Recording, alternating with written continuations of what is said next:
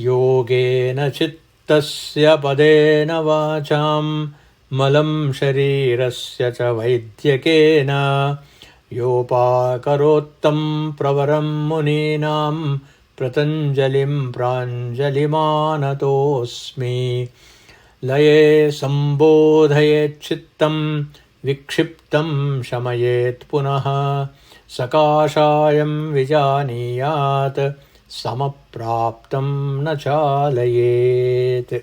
So we have started studying the fourth sutra of Sadhana Paada, and then we started establishing the necessity for sadhana, because mere theoretical knowledge is useless.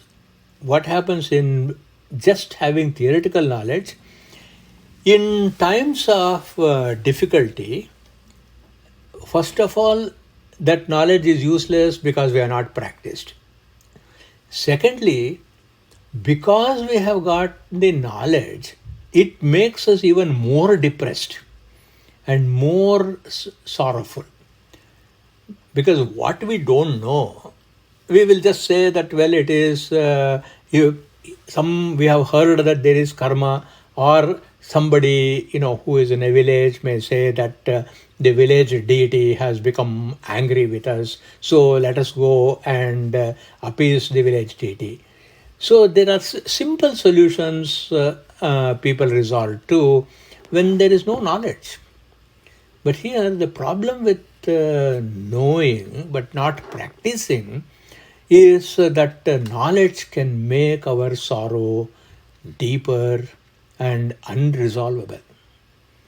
And therefore it is very necessary that we have got to take up very seriously some sadhana.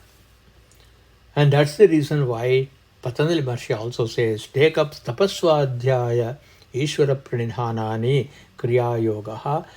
Unless we take tapaswadhyaya Ishvara pranidhana, samadhi bhavana will not occur and kleshatanu karana will not occur. Two things hand in hand will be missing the bus.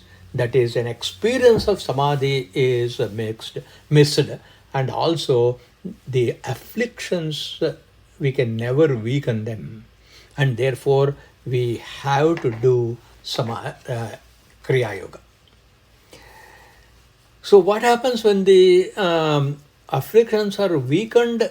Then the scripture says that samadhi is not imminent and it is immediate, and therefore there is no overemphasis on practice. So the next question that came up was, what are these kleshas? Then they were enumerated as 5 in number. Avidya, asmita, ragadvesha, abhiniveshaha, kleshaha. The very first one, namely, avidya is the fertile ground for the following. Because for anything to sprout, germinate, grow, we need a ground, and that ground is avidya. And this avidya, as long as this avidya is there, it provides a fertile ground for ego, asmita, attachment, raga, dvesha, and abhinivesha, which is love of life, fear of death, and clinging to life. So we'll examine the first of the klesha, avidya, a little more closely. Avidya, on the one hand, is the absence of the real true knowledge. So many a times when we prefix with a, we say it is the absence of something. That means avidya is definitely the absence of vidya. But that doesn't mean that avidya is a mere absence of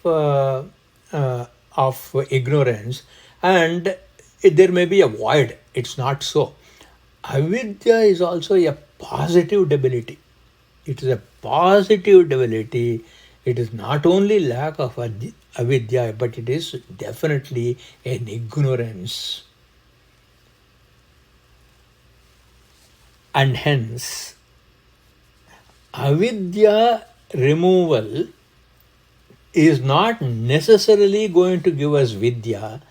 We have to remove avidya and then incorporate vidya also. So there is a two-step process. There is a beautiful verse in Vishnu Sahasrama. What kind of actions we should take so that avidya is removed? All such actions which don't bind us. That means we have to be doing action, but that action should not bind us. And what do we really mean by vidya? Vidya is that gives us liberation. Any activity, any action that we do, which does not remove bondage, and it is only going to make us tired. And all of us are aware of this. We work 30 years, 40 years, and then ultimately, what do we find ourselves to be? We find ourselves to be totally tired. That is all. If we look back and see what we have achieved, that is all we have achieved. We have not gained any vidya, and all the avidya or ignorance has not gone. But we did acquire certain skills, and those skills have given us some material comfort. It has given us some family, so many things it has given, but all of them, what has that done? It has only caused bondage. It has actually made us even more difficult to handle challenges in our life. Tat karma yan nabandhaya. So Vishnu Sahasranama is saying, Tapasadhyaya Ishvara Pranidhana is incorporating in our daily life such activities which do not bind us. Tat karma yat nabandhaya. What kind of knowledge should we pursue? Sa vidya ya vimuktaye. That knowledge which is going to liberate us. Otherwise, ayasaya aparam karma, all other activities are only going to tire us out. Vidya anya shilpanaipunam. Whatever other skills we have acquired is only giving us some food, shelter and clothing, whatever standard we have got. That is all. It has not given peace of mind. It did not reduce klesha. It did not give us samadhi. And so, vidya is that which gives liberation. So that which gives liberation should be, our effort should slowly be turned. We do not deny that our work, our family, our wealth, all of that has given us sukha, undoubtedly. But has it given us relief from dukkha? It looks as though sometimes we don't have dukkha, but the dukkha is always lurking behind us. So in other words, all that we have so far achieved is an ability through being clever. We call Vedanta calls it as chaturyam. So it is just we have been cleverly managing our life. How do we say that? Because ego, asmita and clinging abhinivesha have not been overcome. That has been our problem. So, but it doesn't mean that we should not earn wealth and enjoy. In fact, there is a Subhashita which says, Ajaramaravat prajnaha vidyam arthancha sadhayet.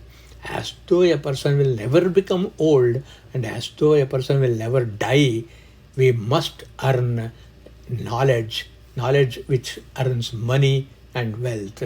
And that has to be achieved. But vidyaya vimuktaye, that knowledge which is going to liberate us, also must be pursued with a sense of urgency. The same Subhashita says, Grihita eva kesheshu mrityuna dharmamacharet. As though this very moment Yamadharmaraja is asking us and calling us and say, come, the time is up. With that anxiety, with that urgency, we have got to actually follow Vidya also. So therefore, avidya is the first target for Yoga Sutra.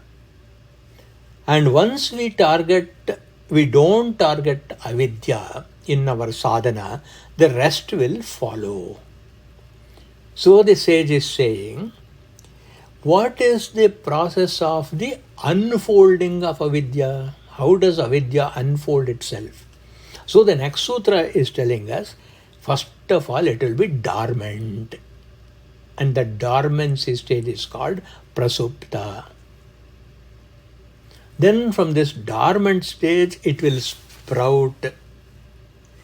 But that sprouted kleshas, that is avidya, asmita, raga, dvesha, abhinivesha, these kleshas will be tanu. Tanu means it will be very delicate. As though whether it is there or not, that is how it will be. Then it will morph into the next stage called vichinna. Vichinna means our experience of life is interrupted. We will see in a moment what this vichinna actually is. And then finally, udaranam, it becomes fully active. So unless avidya is handled, challenges in life in terms of klesha will definitely manifest. There is no escape from that. We are given 3 opportunities to take charge of our life. One is when it is still in a dormant stage, prasupta stage, or when it has just sprouted and is in a delicate state, tanu, or when it is toggling between having klesha and not having klesha. 3 opportunities are there. If we miss all these 3 opportunities, it becomes too late, and that is udaranam. So let's go a little deep and look at each one of these stages. Prasupta, the etymological difference is prakarshena suptaha. Prakarshena means perfectly, totally. Supta is sleeping, that means it is dormant. It is completely dormant.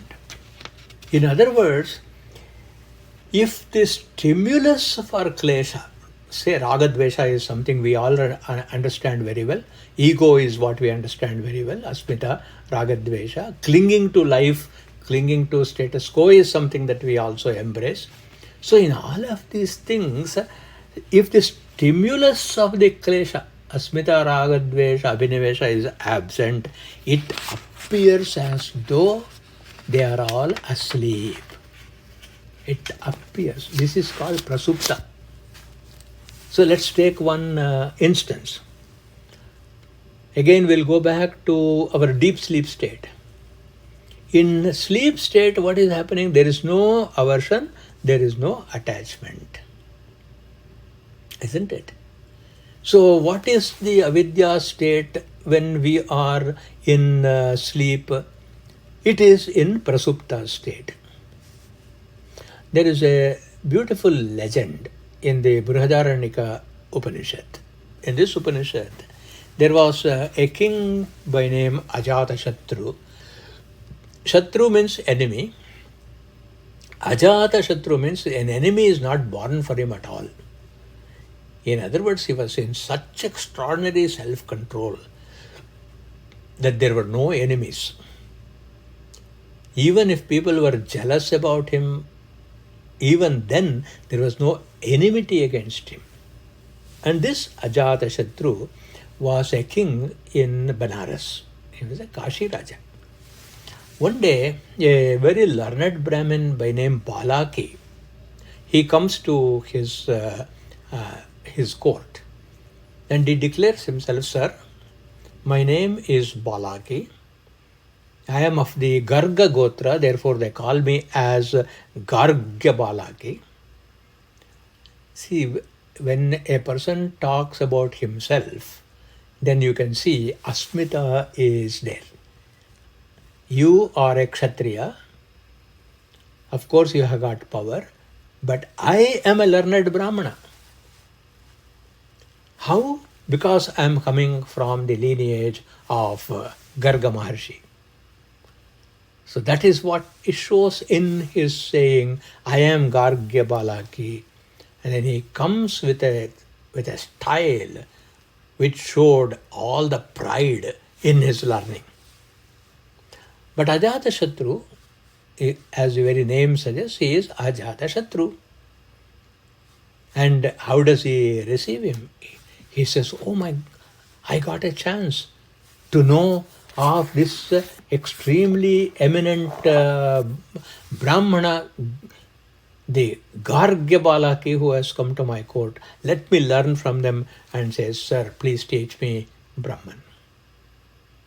And of course, Gargya Balaki talks about only the phenomenal world. Just to give one instance, he says Surya is Brahman. Therefore, we worship Surya with Gayatri Mantra. Vayu is Brahman. That is why we do pranayama. And then Ajatashatru knew all these things very well. Then he politely says, I know all these things. But because you have demonstrated your knowledge of all these things, here I am honoring you. He gives him 1,000 cows and all the wealth. But then, because Ajatashatru says, your teaching and your knowledge does not impress me, that was the message he got. Also saying that whatever vidya you have learned, it is not for vimuktaye, for liberation. What is it you have all learned? You have come to my court only to get some money from me, some dakshina from me. It has actually bound you. At that point of time, Balaki surrenders to Ajatashatru and begs him, please teach.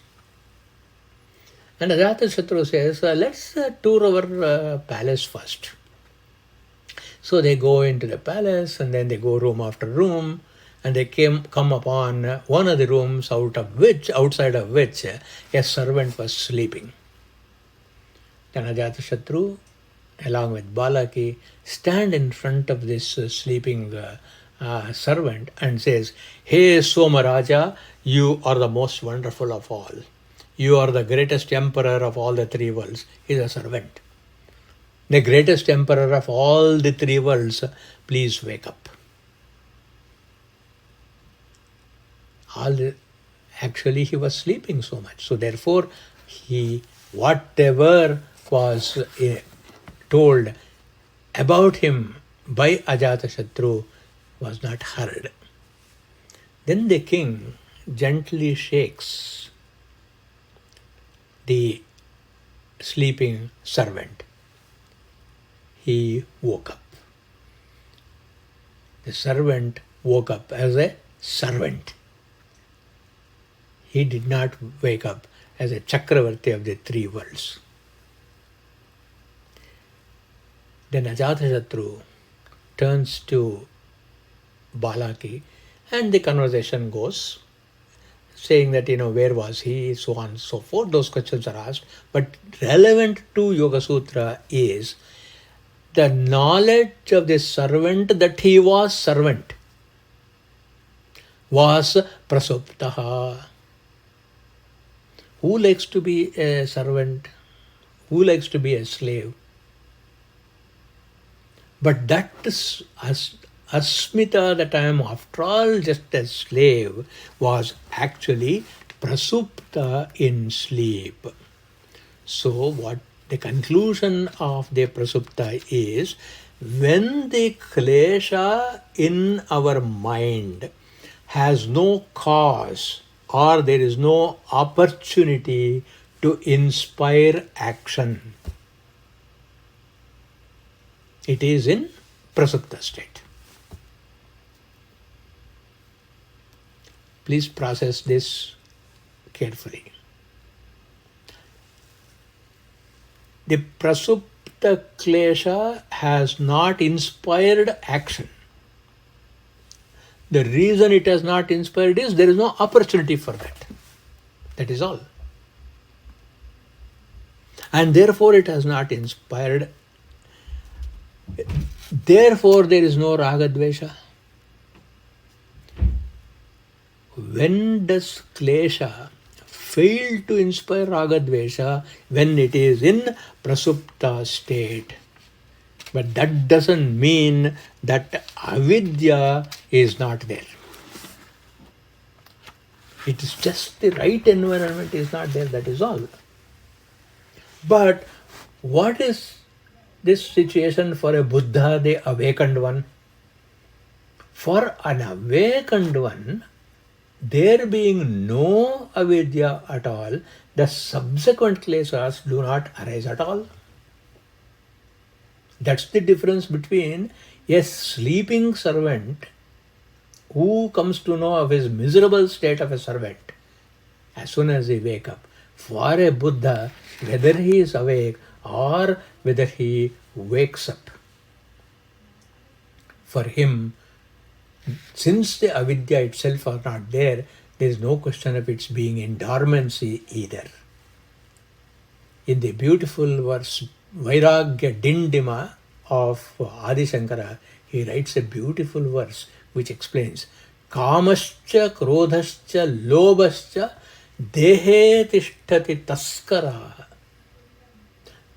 Kama, Krodha and Lobha. These three are the manifestations of avidya. Dehe Tishtati. It resides in our own body as thieves. Taskara means thieves. So why have they entered into our personality? To commit theft. Theft of what? Jnana Ratna Apaharaya. So that they will steal the jewel of our knowledge. And the teacher says, Tasmat Jagrata Jagrata. So be careful, be careful. So therefore, even though there is outward calmness in a situation, doesn't mean that there is no klesha. It is only means that the klesha is dormant.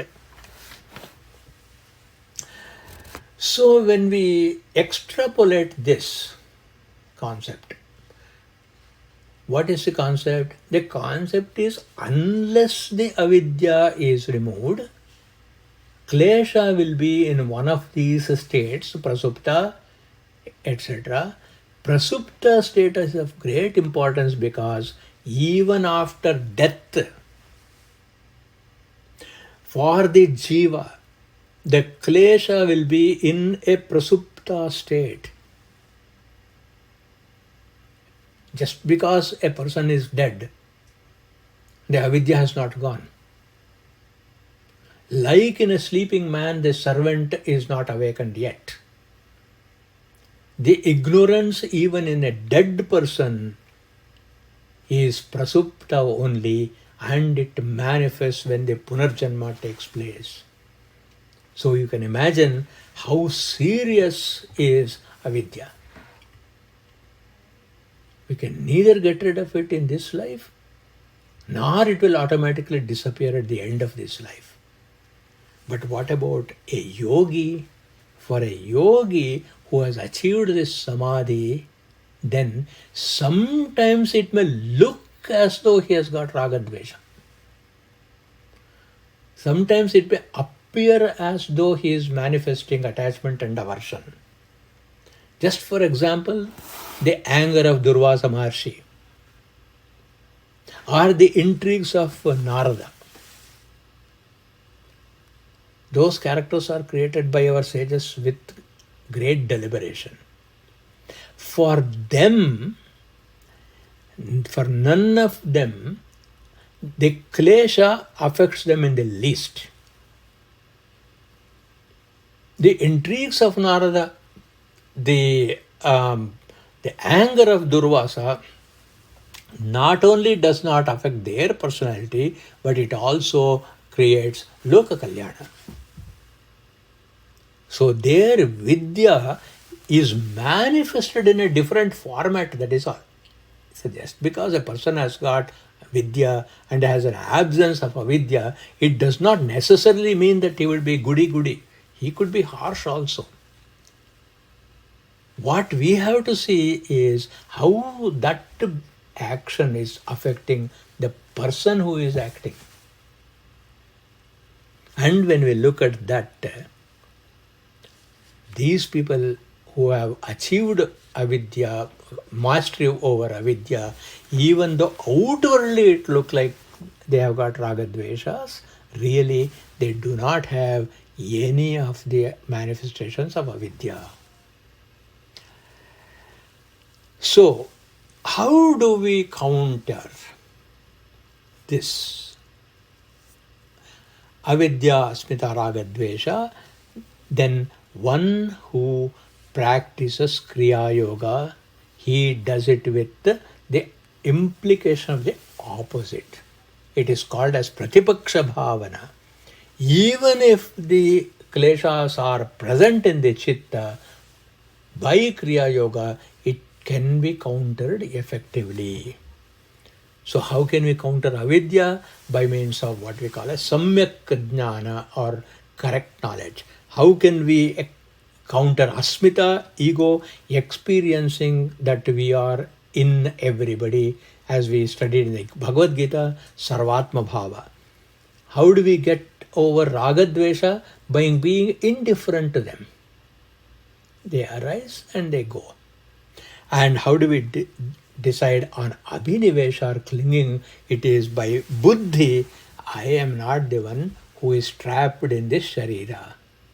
This is called pratipaksha bhavana. Avidya by samyak jnana, asmita by sarvatma bhava, ragadvesha by being indifferent to them, and abhinivesha through the intellect. So this is the concept about prasupta. Now let's look at vichinna.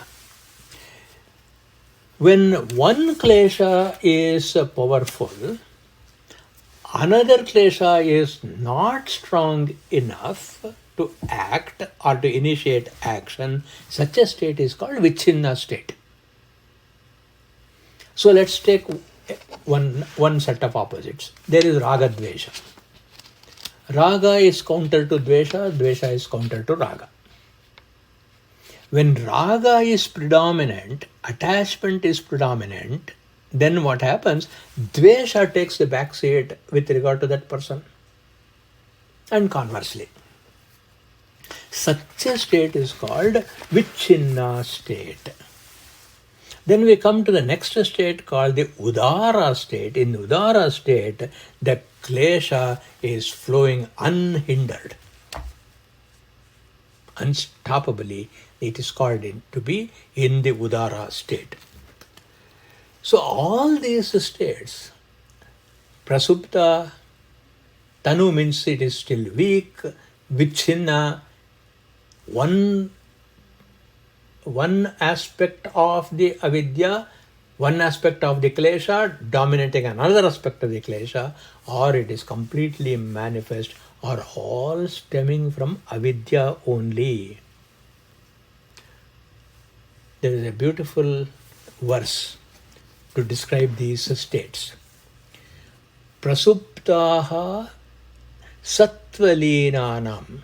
Prasuptaha sattvalinanam means when a person is in pure sattva guna only. What is that pure sattva guna? That pure sattva guna is he is absolutely moral, ethical. But still there is no going beyond the gunas. What we want to do is nitrai gunya, as Sri Krishna recommends. That is where we have to go. Or in sleep. Then this is called as asmita samadhi. Asmita samadhi means the asmita, the ego of the person is in samadhi. Not the person is in samadhi. The ego is in samadhi. Just like in sleep. That is called sattva guna. Then we have got Prakriti Laya. Prakriti Laya means a person is dead but not reborn yet. In both of those cases, Klesha is Prasupta. Prasuptaha Sattvalinanam. Tanu Avastha Yoginam. For a person who is a yogi, all the kleshas are in a weakened state. Still it is not gone. Vichinna Udara Rupascha, the two others, Vichinna and Udara Kleshaha Vishaya Sanginam. They are kleshas for those who are attached completely to just enjoyment. So what is the whole burden of the argument here? It is unless avidya is removed, even for an adept, even at death, kleshas will remain. Pretty serious. And unless we pursue vidya, vidya is the only solution. If I don't know swimming, I will not enter into water. But what happens if I am pushed into the water and I don't know swimming? What happens? I will drown. That's all. So just a resolve to say I will not swim is not going to save me from drowning. There's a well-known Sufi story that all the Mahatmas quote, including Sri Ramakrishna Paramahamsa has adopted this story. Originally this comes from the Sufi wisdom. There was a Sufi fakir who was earning a little bit of his living by being a ferryman. Then you know this story very well. A very learned Pandita will come there, and the Pandita sits in this boat as they are crossing the river, and the Pandita asks the Sufi person, saying that, can you read and write? What else can a Pandita ask? Nothing else. If he was not a Pandita, he would have asked, hello, how are you? Did you have breakfast today? Are you comfortable? Is your family in good health? He would have shown concern. Sarva Bhutatma Bhava is he would have shown concern for the other person. Whereas what is he asking? Do you know how to read and write? A Shushka Pandita,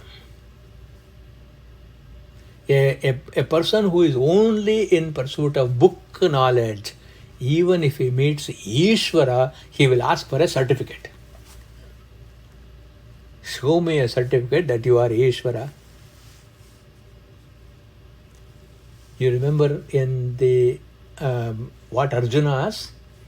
When he is saying, Imam Vivasvater Yogam, I have taught this to Vivaswan at the beginning of time. Now here we have got a very learned Arjuna who asks Sri Krishna, Aparam Bhavato Janma. You are actually my contemporary. How do you say that you taught Vivaswan? So this is the state of a mere Pandita.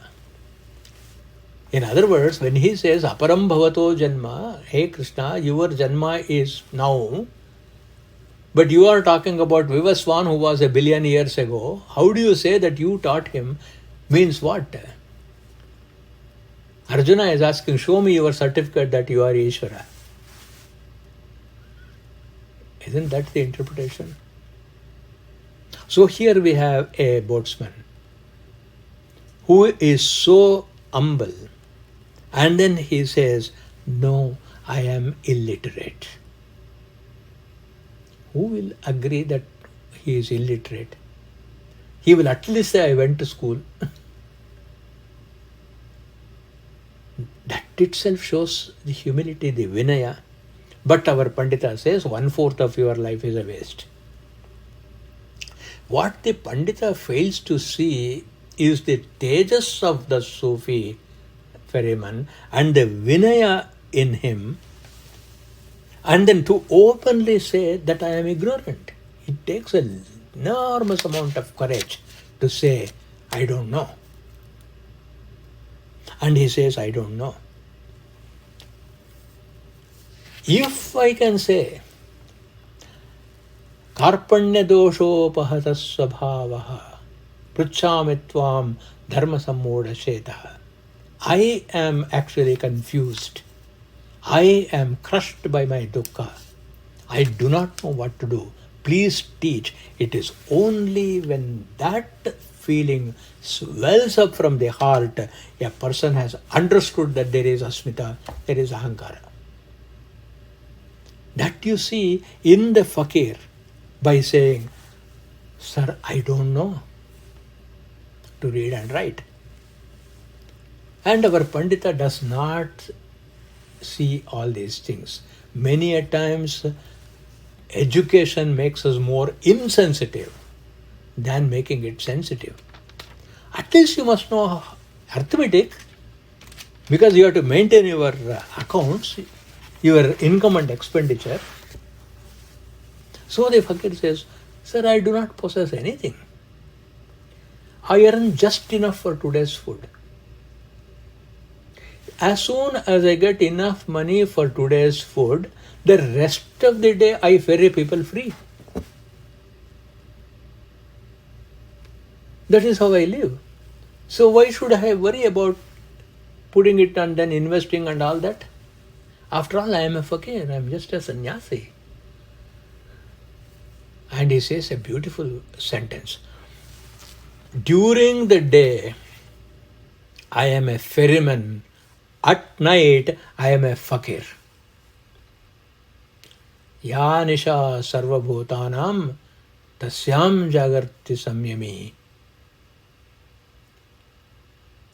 At night, I am a fakir. At night, the rest of the world is enjoying.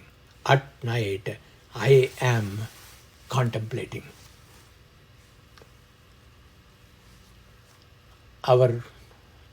Why should I worry about tomorrow? And our Pandita says, 1/4 of your life is gone. So half is over.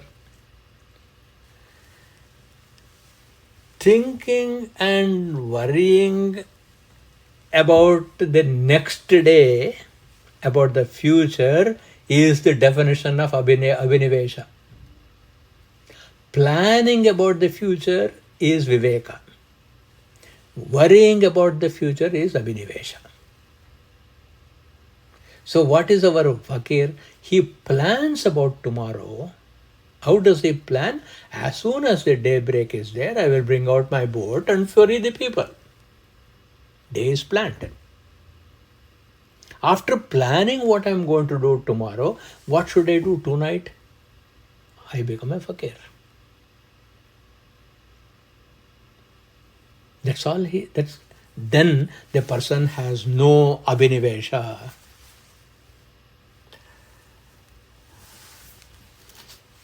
Then you know the story. The boat starts sinking. The Pandita who spoke about Atma Nityam, it is permanent, it is Avinashi.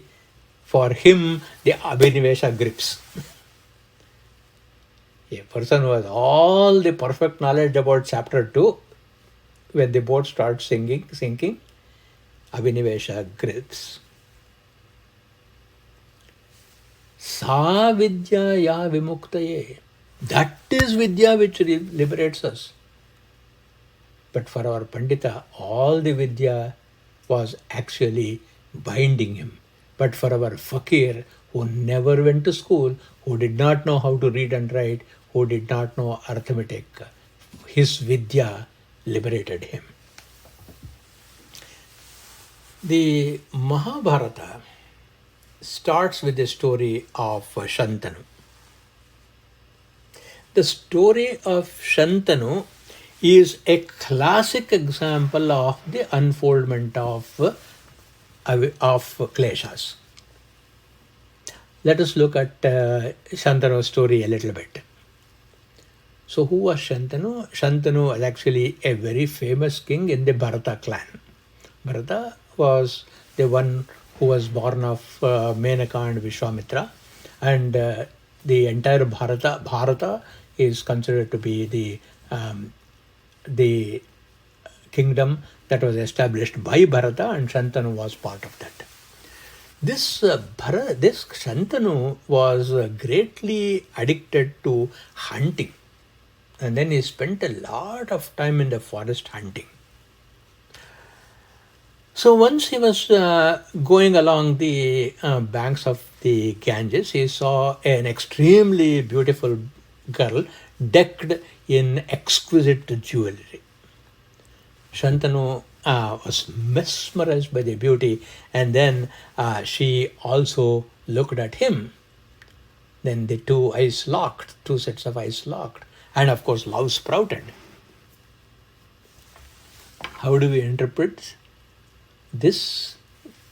Maharaja Shantanu picks up a girl off the street, and then he will say, I want to marry you, without thinking of any of the antecedents. Is this Vidya or Avidya? Is this befitting of a emperor of Bharatakanda just to pick up a girl whom he meets on the street? This is how Avidya casts a net of Maya. There is a beautiful vachana in Kannada by Akka Mahadevi. I will recite and translate it for you. Kayakke neralagi kadittu maye. How Avidya is lurking behind us. She gives a metaphor by saying, just as our shadow always attaches and follows our body, Pranakke manavagi kadittu maye. Maya is bothering us by becoming the mind for a living being. Manakke nenahagi kadittu maye. So how does Maya bother the mind? By memory. How dependable, trustworthy is memory. Nenahinge arivagi kadittu maye. That is, whatever memory we have, we take it as truths. And that memory is the one which is causing this Maya. So what is Maya? Maya is grounded in experiences, our experiences, which are unvetted. So therefore, we start with our knowledge, which is incomplete, which is avidya. Then mind remembers this avidya.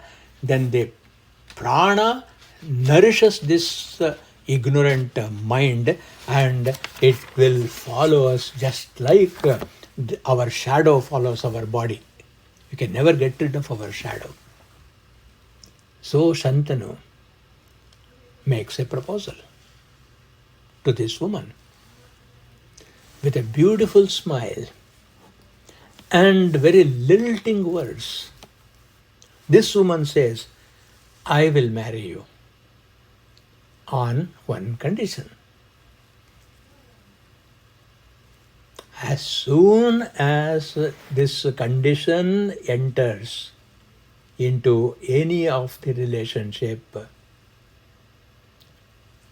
that is a flag. There has to be an unconditional devotion if both of them truly loved. She says, you should not obstruct or object to anything I do, whether it is good or bad. And look at our hero. He will agree. And she puts a condition. The moment that you object to what I do, I will leave you. This is the basis of their getting married. How will a person in good sense agree for such a condition? And he agrees. That's why Vedavyasa gives a beautiful name, which is very appropriate. His name is Sham Tanu. Tanu means body. Sham means that which has to be appeased. So he had a body which constantly needed appeasing. Doesn't it happen even to this day? Where a boy and a girl will come together, and a boy proposes, girl proposes, and there are conditions, prenuptial agreement and whatnot. How can those relationships be stable?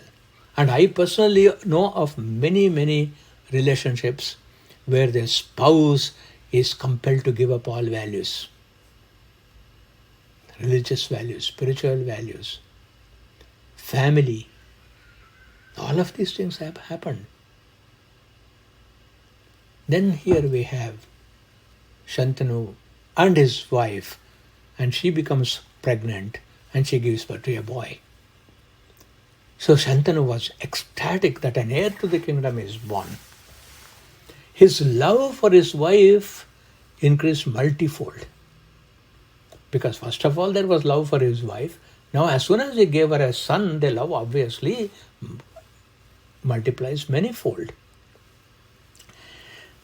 What did the wife do? She took this baby and threw in the Ganga river.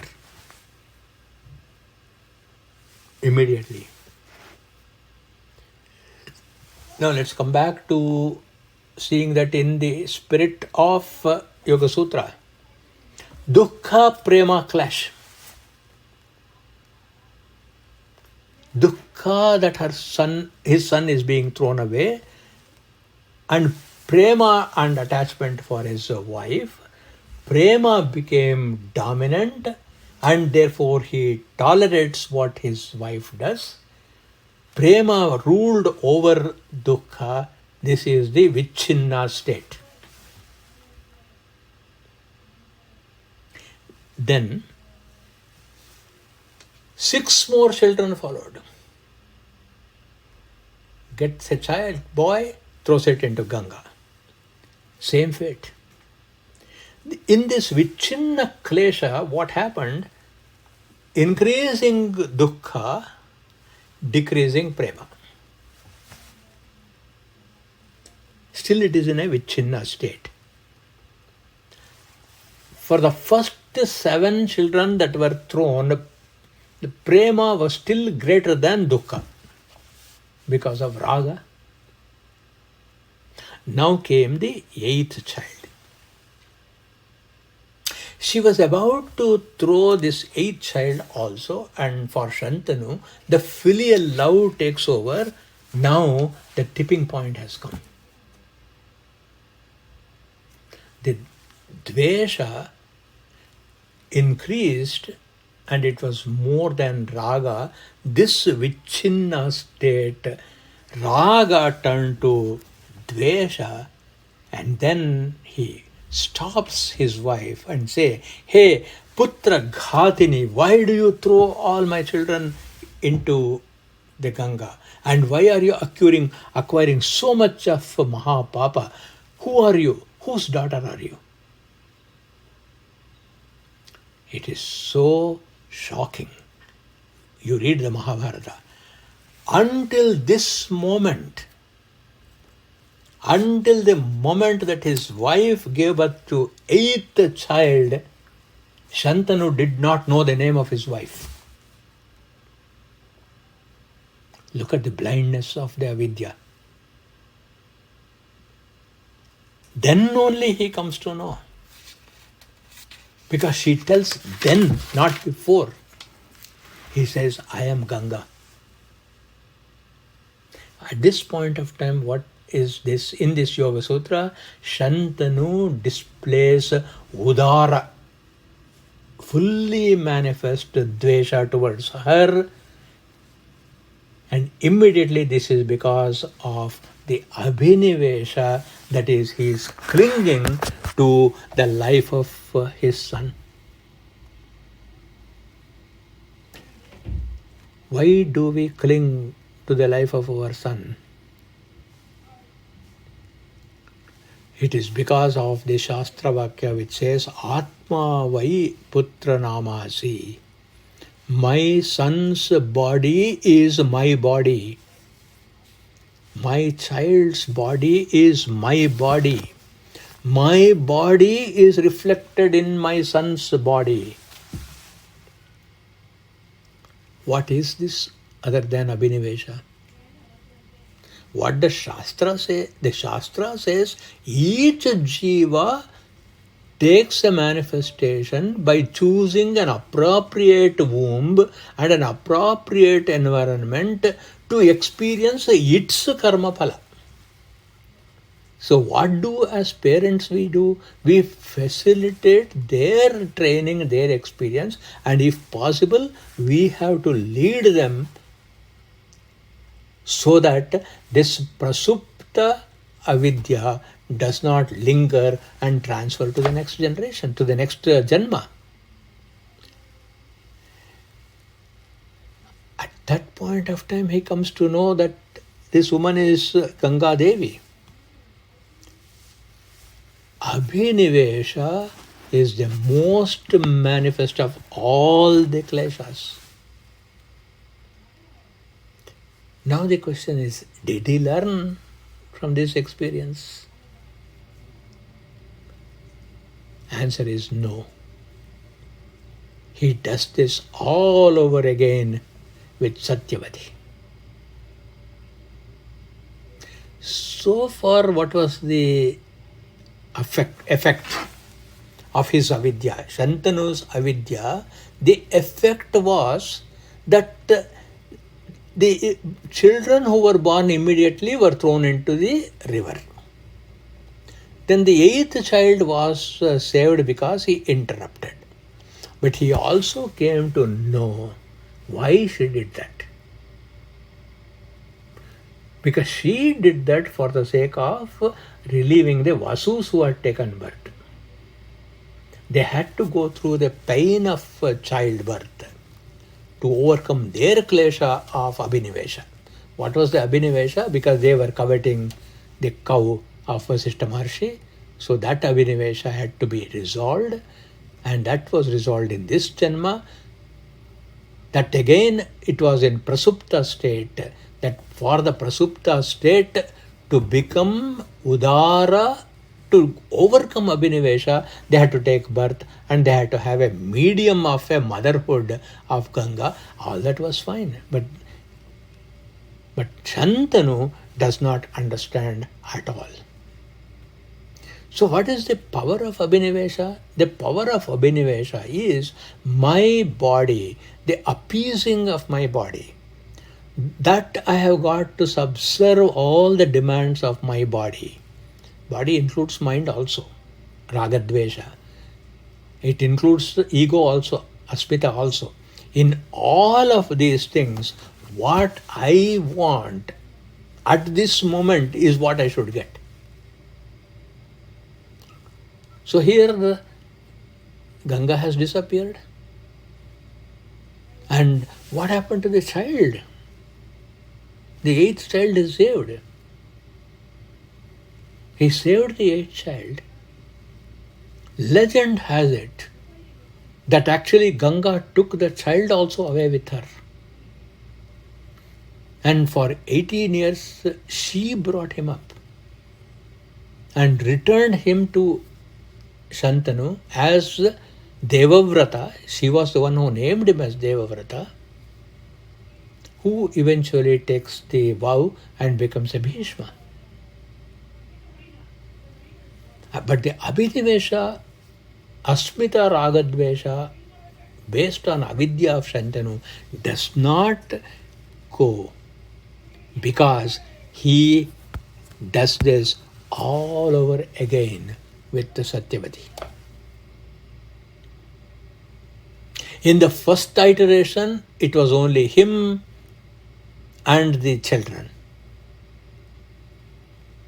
And the children were not yet seen anything in life. It didn't matter at all.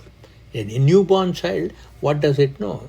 If the mother protects it, it is protected. Otherwise, there is no dukkha for the child, isn't it? Dukkha comes only when manas comes. So the manas is not formed yet.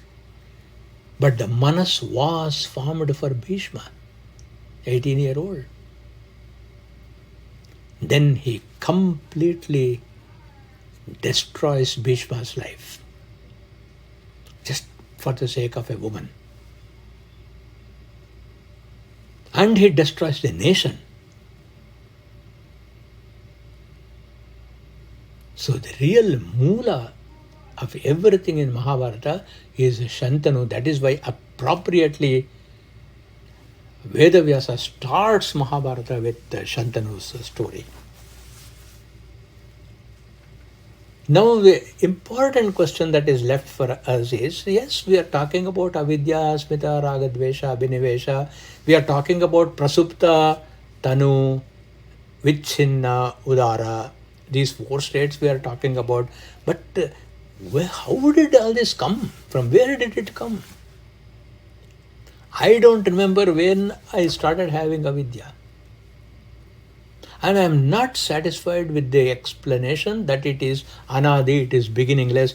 Please give me a little more concrete idea when it started. Where did it come? One phrase answer. Thoughtless desire. Desire not backed by contemplation.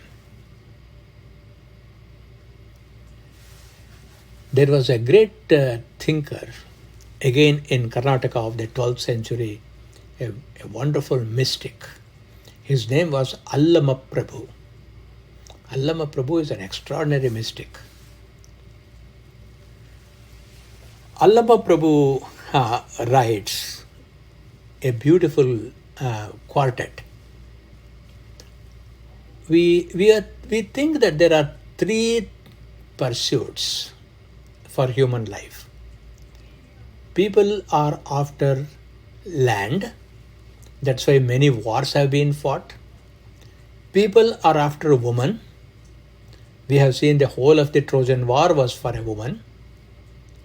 The destruction of Mahabharata was for a woman. The Ramayana war was for a woman. So it can happen because of a woman, because of the land, because of material wealth. Why did Muhammad Ghazni come and invade India? For the sake of the wealth that was there in the temples. So only 3 reasons which create the avidya. The desire for these 3 things that creates the avidya. So Allama Prabhu writes beautifully, Honnu Maya Embuvaru, Honnu Maya Alla. People think that wealth is avidya, and Allama Prabhu says, no, wealth is not avidya. Hennu Maya Embuvaru, Hennu Maya Alla. People say that a woman is the one who causes avidya. No, it is not the woman. Mannu Maya Embuvaru, Mannu Maya Alla. People say that land and earth is the one which causes Maya. No. Manada Mundana Asaye Maya Kana Guheshwara. The last line is so powerful. Manada Mundana Maya. That means before the mind has an opportunity to discriminate, before the mind can discriminate and determine on an action, desire leads. That is the true avidya. When desire leads a thought, that becomes an impulse, and that impulsive conduct where the desire is preceding thought, that is avidya. So people may say avidya, anadi, and all that is fine theoretically. but how do I experience it and how do I counter it? For that, Allama Prabhu gives a beautiful solution. What is the yoga? What is yoga? Yoga is to force a desire to follow discrimination. Then a person has started working on avidya. Otherwise, avidya kshetram uttaresham prasupta tanu vichinna udaranam. We'll see more in our next class.